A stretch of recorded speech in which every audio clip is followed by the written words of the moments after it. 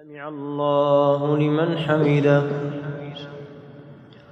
اللهم اهدنا فيمن هديت، وعافنا فيمن عافيت، وتولنا فيمن توليت، وبارك لنا فيما أعطيت، وقنا واصرف عنا برحمتك شر ما قضيت، فإنك تقضي بالحق سبحانك ولا يقضى عليك، إنه لا يذل من واليت ولا يعز من عاديت، تباركت ربنا وتعاليت، لا ملجأ ولا منجا ولا ملتجا لنا منك إلا إليك.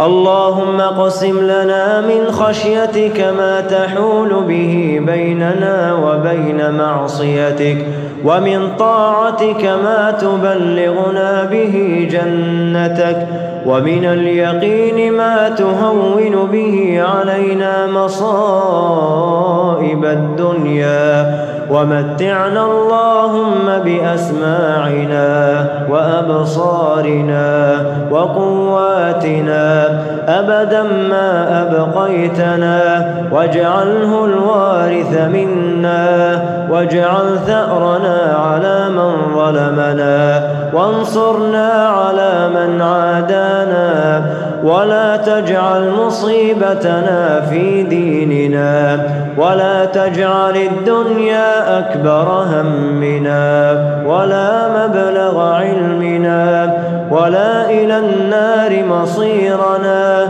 واجعل الجنة إلهي هي دارنا وقرارنا، ولا تسلط علينا بذنوبنا من لا يخافك فينا ولا يرحمنا، برحمتك يا أرحم الراحمين.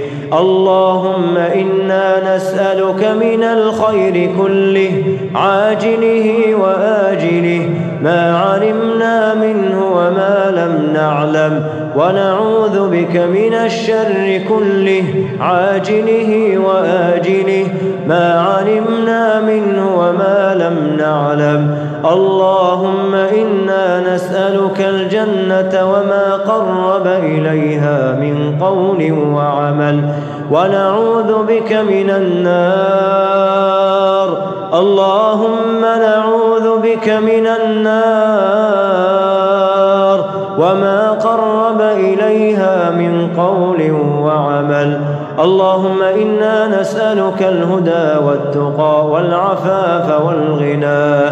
اللهم إنا نعوذ بك من جهد البلاء ودرك الشقاء وسوء القضاء وشماتة الأعداء. اللهم إنا نعوذ بك من قلب لا يخشع، وعين لا تدمع، ونفس لا تشبع، ودعوة لا تسمع. نعوذ بك ربنا من هؤلاء الأربع. اللهم اغفر للمسلمين والمسلمات الأحياء منهم والأموات، إنك سميع قريب مجيب الدعوات. اللهم لا تدع لنا ذنبا إلا غفرته، ولا هما إلا فرجته، ولا دينا إلا قضيته، ولا كربا إلا نفسته، ولا ميتا إلا رحمته، ولا مريضا إلا شفيته، ولا مبتلا إلا عافيته، ولا غائبا بخير إلا إلى أهله سالما رددته، ولا مظلوما إلا نصرته، ولا ظالما إلا قصمته، ولا تائبا إلا قبلته، ولا حاجة من حوائج الدنيا والآخرة هي لك رضا ولنا فيها صلاح إلا أعنتنا على قضائها ويسرت أردتها بحولك وقوتك يا ذا الجلال والإكرام.